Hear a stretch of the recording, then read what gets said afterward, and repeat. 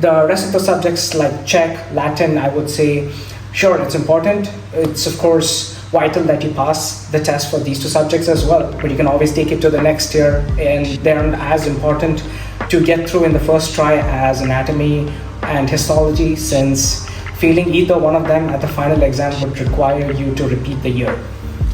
And of course, the biggest titan of winter semester would be biophysics, but I would say even if you fail the first time, you can still give it a second time after a bit of a break. And usually most people pass biophysics since it usually requires you to just apply some knowledge that you have from high school, especially if it was my experience coming from a CBSE background. But of course, there are enough resources out there, and most people usually can pick up biophysics in the span of a month's time or even less, depending on how your exams in general go for the other subjects, as well as how much time you allocate during your